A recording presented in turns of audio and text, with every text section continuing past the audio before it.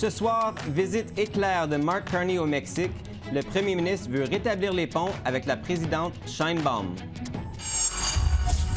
Contestation de la loi 21 sur la laïcité de l'État. Québec accuse Ottawa d'hypocrisie.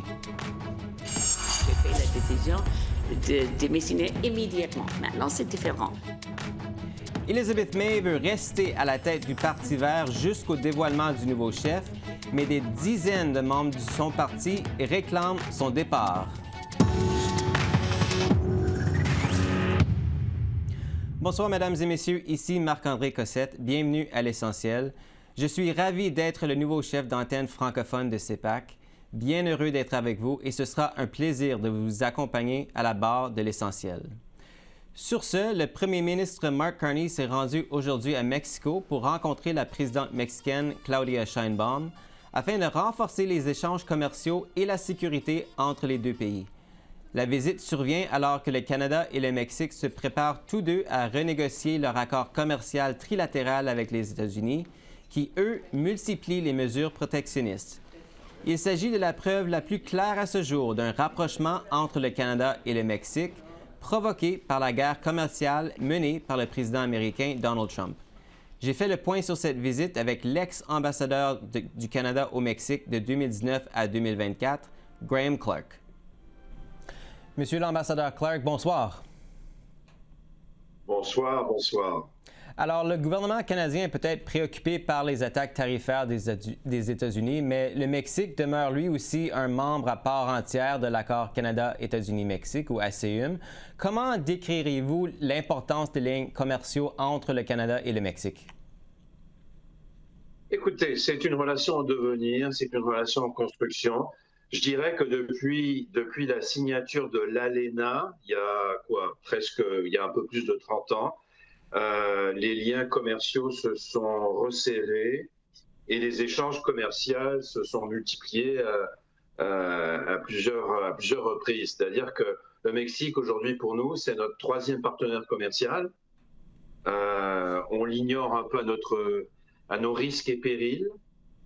Et donc, c'est une relation tant commerciale que d'investissement qui est extrêmement importante, tant pour nous que pour les Mexicains. Mais c'est quelque chose la difficulté à mesurer et on pense à Ottawa et autre part au Canada, surtout aux États-Unis et on a un peu le Mexique en arrière-pensée comme quelque chose qui se rattache aux États-Unis, qui se rattache à l'ALENA, mais qui n'est pas d'une importance primordiale pour nous, ce qui est une erreur, je crois. Et là, évidemment, l'avenir de l'ACUM demeure très incertain. Le Canada vient d'emboîter le pas à l'administration Trump en lançant des consultations publiques en vue de la renégociation de l'accord. Donc, comment est-ce que le Canada devrait-il comprendre le Mexique comme partenaire de l'ACUM, particulièrement dans le contexte de cette renégociation à venir? Ben écoutez, c'est la question du jour, puisque le premier ministre Carney se trouve au Mexique.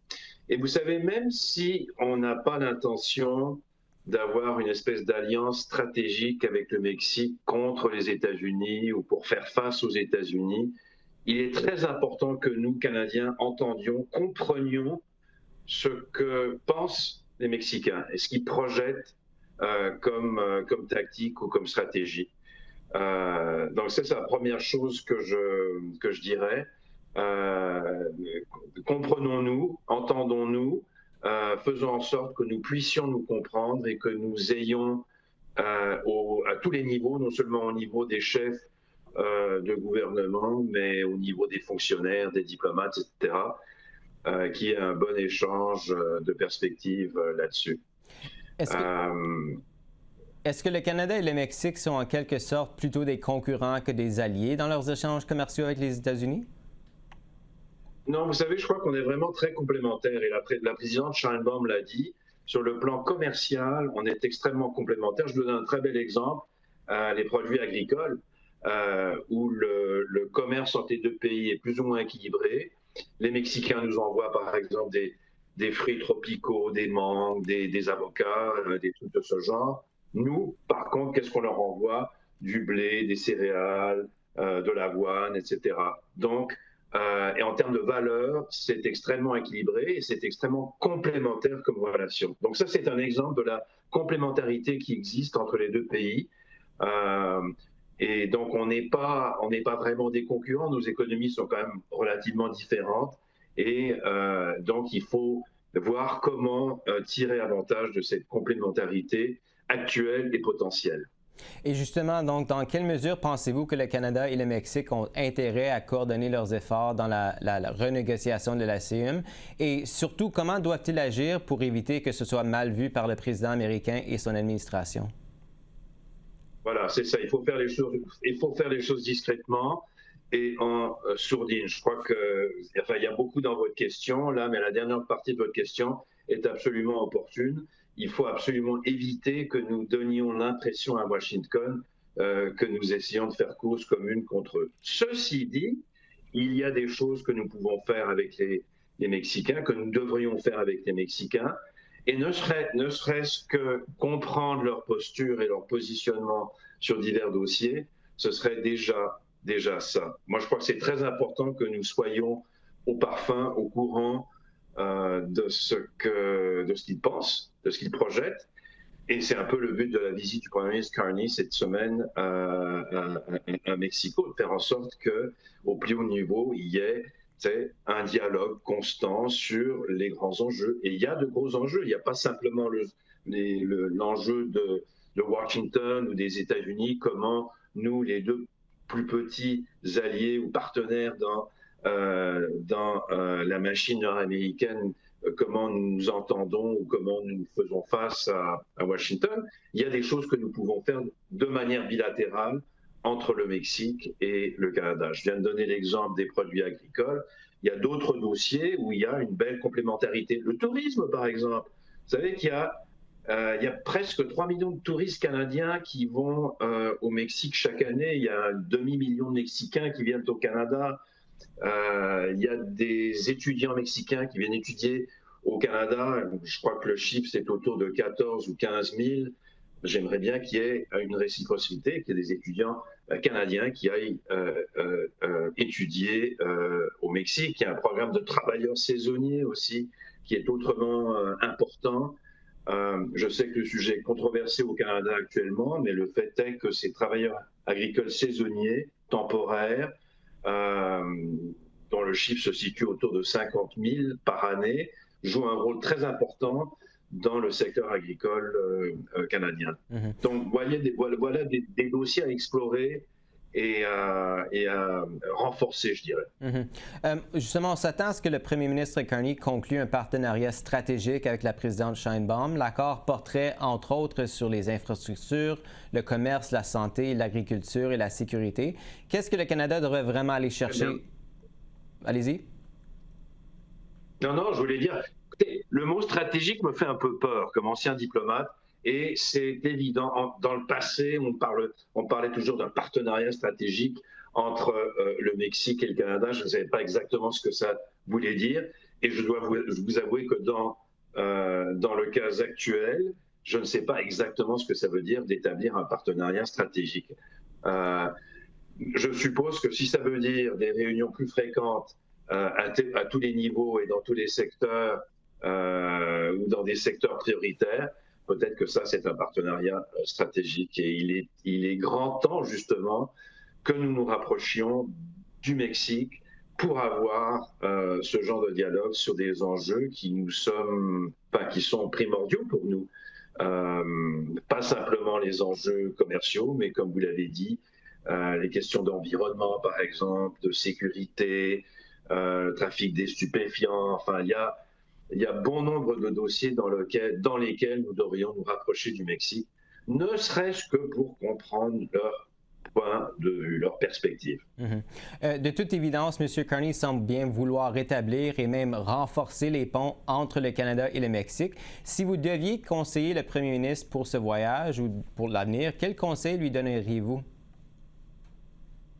Écoutez, moi, je crois que le premier ministre Carney comment dirais-je, a une lecture très sophistiquée du monde en dehors de nos frontières. Il n'a pas besoin de mes conseils sur ça. Mais je dirais en général, nous, Canadiens, qu'est-ce qu'on devrait faire? On devrait être, comment dirais-je, on devrait nous attacher à l'idée de comprendre mieux ce partenaire essentiel et d'aller au-delà des clichés que nous avons sur le Mexique. Le Mexique, c'est pas simplement la plage et les cocotiers et la tequila et la fiesta. Le Mexique, c'est la 15e économie du monde, c'est 130 millions d'habitants, c'est un potentiel extraordinaire sur le point de vue des investissements que nous, Canadiens, avons dans ce pays. Donc, prenons ce pays au sérieux, prenons-le au sérieux et faisons en sorte aussi que nous soyons pris au sérieux par les Mexicains, parce qu'il y a une espèce d'indifférence ou d'ignorance réciproque et mutuelle qu'il faudrait absolument corriger. Donc, je trouve que c'est fantastique que le Premier ministre Carney se soit déplacé pour aller rendre visite à ce partenaire d'une grande importance. Et j'ai très hâte de voir les fruits et les résultats de cette rencontre avec Mme Sheinbaum. On verra bien. Monsieur l'ambassadeur Clark, merci encore d'avoir été avec nous ce soir. Nous apprécions vos lumières sur ce sujet. Un énorme plaisir. Merci beaucoup.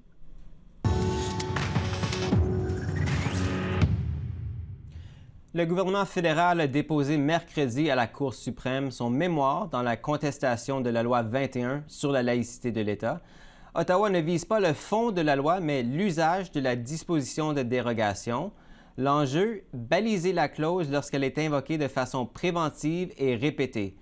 À la Chambre des communes, le Bloc a accusé les libéraux de s'attaquer à la laïcité. C'est pas seulement la loi 21 et la laïcité de l'État qu'Ottawa attaque en Cour suprême, c'est pire. En attaquant la clause dérogatoire elle-même, Ottawa attaque la capacité de notre Assemblée nationale à voter démocratiquement n'importe quelle loi souhaitée par les Québécois sans devoir d'abord quêter la permission au Canada. C'est une attaque contre la laïcité. C'est notre travail de défendre cette charte et de nous assurer que toute personne dans ce pays soit protégée. Nous faisons notre job, Monsieur le Président. La cause est devant la Cour suprême et nous allons la suivre de très près. Pour analyser ce débat, j'en discute avec une habituée de l'émission, la politologue Geneviève Tellier, spécialiste de la question. Bonsoir, Geneviève. Oui, bonsoir. Alors, Ottawa plaide que l'usage préventif et quasi permanent de la clause par une province, ça revient plus ou moins à modifier la Constitution. Selon vous, est-ce que ça, c'est un argument valable? Ça va être intéressant à voir. C'est un peu un lapin qui ont sorti du chapeau parce qu'on ne s'attendait pas vraiment à cet argument-là. Ce que le gouvernement fédéral dit, bien, l'argument sur la laïcité, par exemple, d'autres partis vont le présenter, donc on va amener d'autres aspects. On sait que c'est un irritant depuis quelque temps pour le gouvernement fédéral de voir que les provinces commencent à utiliser de plus en plus la disposition de dérogation d'une façon préventive, c'est-à-dire avant même que les lois soient adoptées, qu'on l'invoque. Alors, ils veulent peut-être clarifier ça. Par contre, ça me semble être un changement quand même assez significatif en termes de Constitution canadienne, parce que cette clause-là avait été inclue dans la Constitution à la demande des provinces pour justement diminuer l'influence du judiciaire puis du gouvernement fédéral sur les décisions des provinces. Et là, de dire, oui, mais on va mettre des balises pour vous encadrer, je ne suis pas sûre que ça va nécessairement passer le test des tribunaux là, puis de la Constitution. Mm-hmm. Et justement, le gouvernement fédéral, comme vous le mentionnez, il s'attaque non à la laïcité, mais à l'usage de la clause. Québec, pour leur part, le gouvernement a répliqué aujourd'hui que c'est plus ou moins une attaque, et je cite, par la porte d'en arrière, contre la souveraineté des parlements. Selon vous, comment est-ce que vous analysez le recours à cette tactique par le gouvernement Carney? C'est intéressant, puis je pense qu'effectivement, il y a une tactique, puis il y a une stratégie de communication. Puis le gouvernement était un peu entre deux feux, c'est-à-dire que s'il y allait avec l'argument de la laïcité, ça allait beaucoup déplaire au Québec, par contre, plaire dans le reste du Canada. Donc, il y a vraiment un débat qui divise la population canadienne. Puis je vous dirais qu'il y a une division linguistique là, entre francophones puis anglophones. Mais en même temps, ne rien faire, c'était pas non plus une option. Ça aurait vraiment déplu à des gens à l'extérieur du Québec surtout, mais aussi au Québec.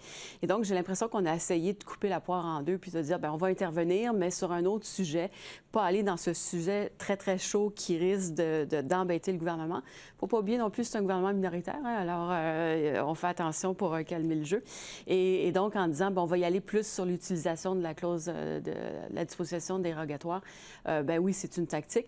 En même temps, invoquer un argument nouveau, est-ce qu'on va avoir l'impression qu'on a vraiment des arguments puis qu'on va gagner sur ce point-là, ou on veut juste parler d'autre chose?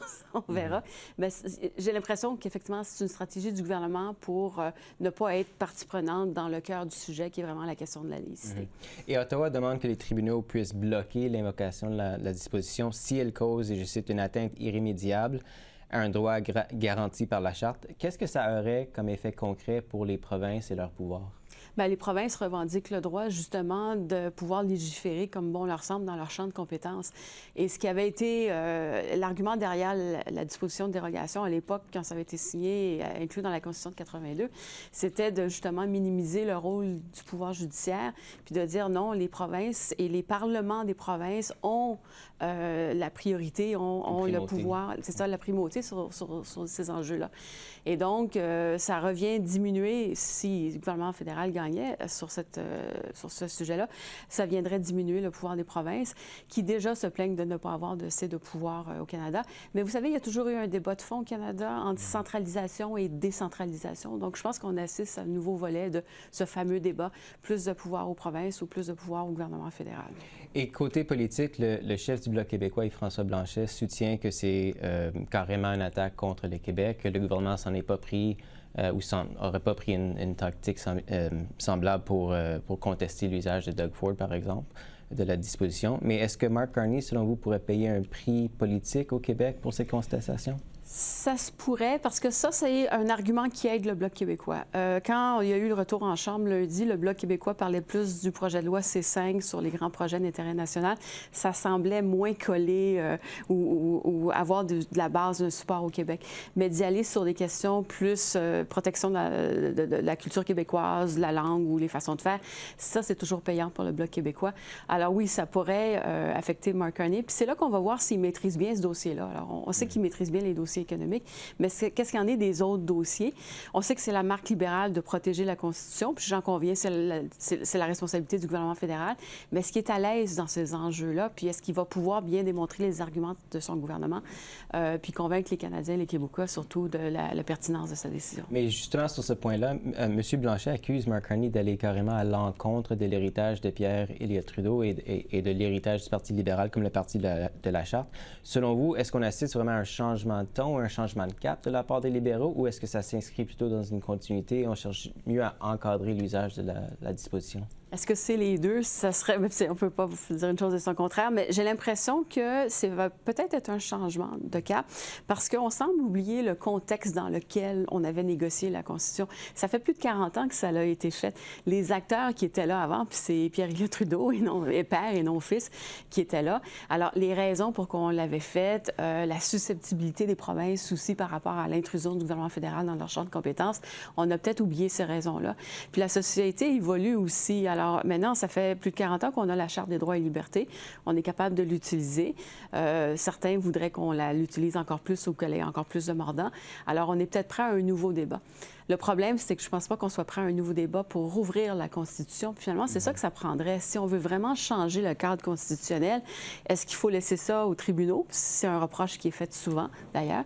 Et ce ne serait pas plutôt aux provinces et aux fédérales de dire, bien, rouvrons la Constitution et renégocions certaines clauses comme, justement, la disposition de dérogation. Mais je ne suis pas sûre que ça va nécessairement faire l'affaire des provinces.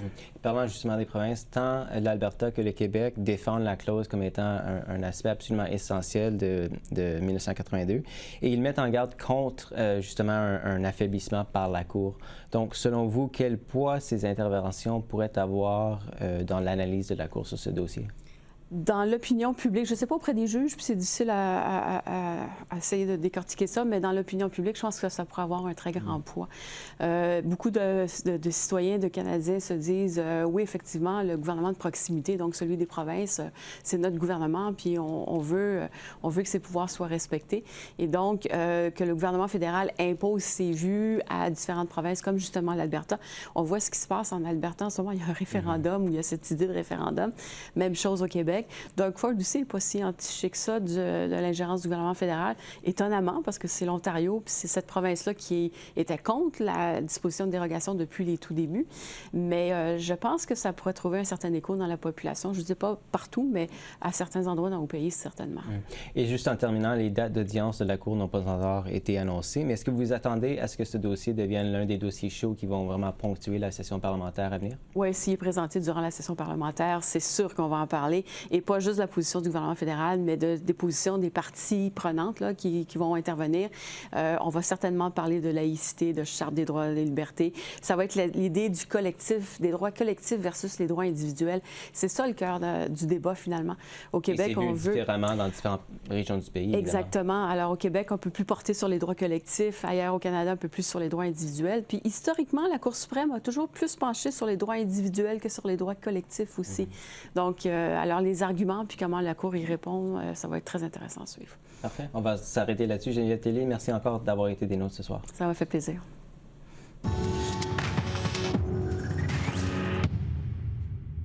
Moment charnière pour le Parti vert, l'évaluation de la chefferie est lancée et une lettre signée par une cinquantaine de membres appelle à voter non pour tourner la page d'Élisabeth May et ouvrir un nouveau chapitre.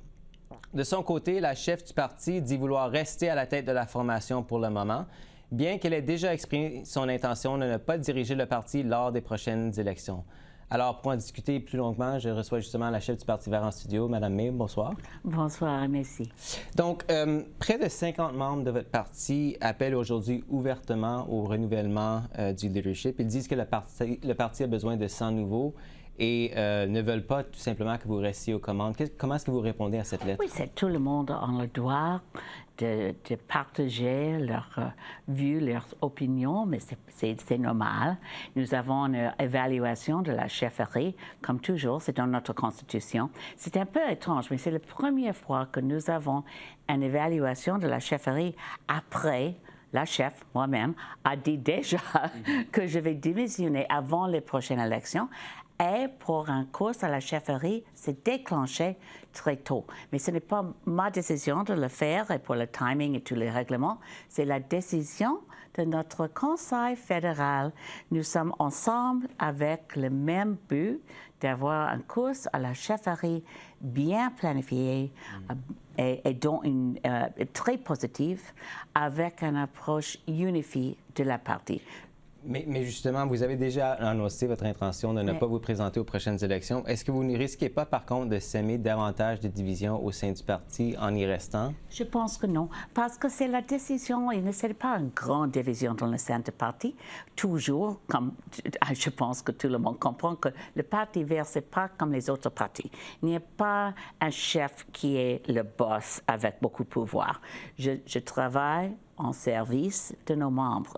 C'est nos membres qui ont tout le pouvoir. Et c'est pour les membres maintenant de voter, oui ou non, pour continuer avec moi-même seulement au moment que nous avons la conclusion d'un cours à la chefferie avec une convention nationale où il était possible, et j'ai hâte pour le moment, où je peux dire que dans une grande salle avec les Verts partout du Canada pour dire félicitations à nouveau prochain chef ou prochain co-chef. C'est pour les membres de décider. Mais justement, vous dites vouloir éviter le même scénario qui s'est produit en 2019.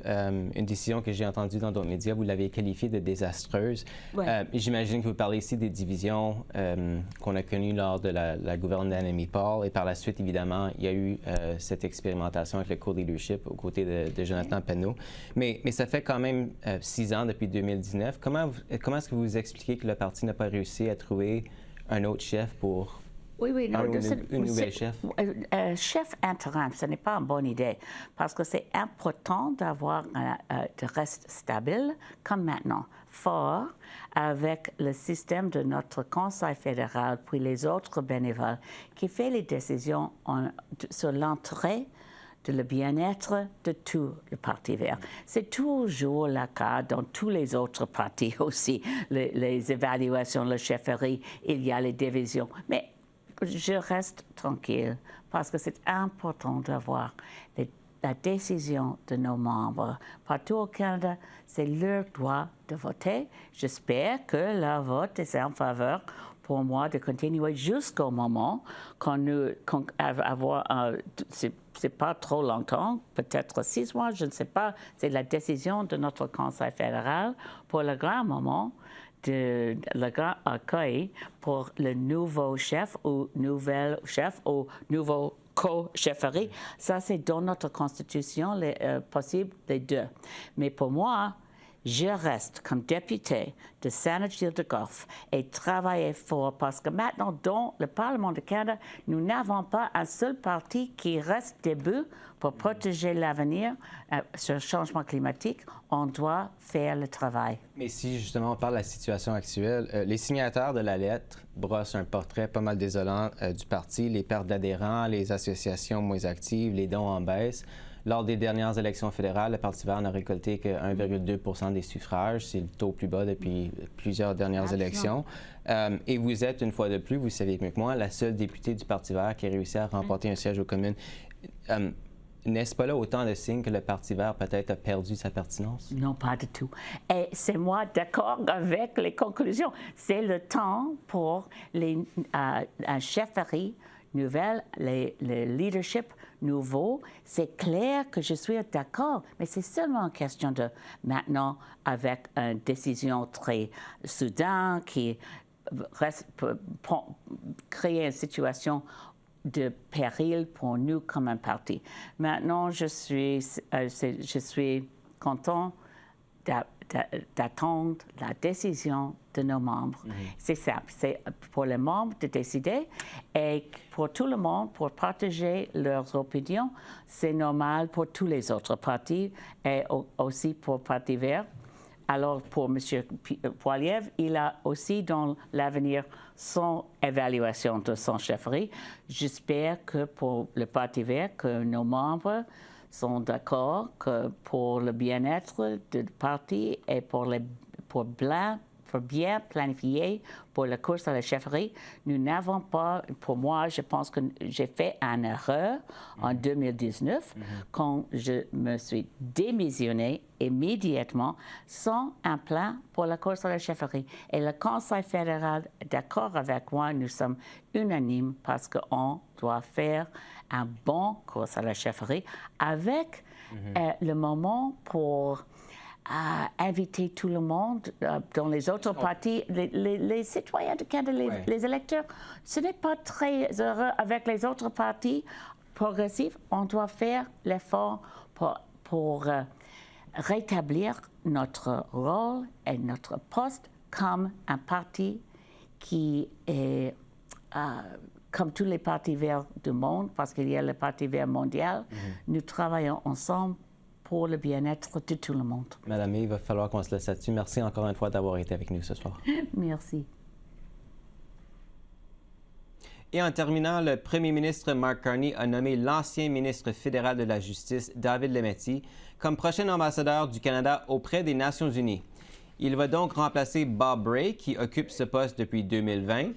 M. Lametti quittera son poste de secrétaire principal du premier ministre après seulement quelques mois en fonction. Son entrée en poste à New York est prévue pour le 17 novembre. Voilà, c'est comme ça qu'on a vu l'essentiel de l'actualité de ce jeudi 18 septembre. Ici Marc-André Cossette. Merci d'être à l'écoute de CEPAC, la chaîne d'affaires publiques par câble. Je vous donne rendez-vous demain 20h30. D'ici là, merci et bonne soirée.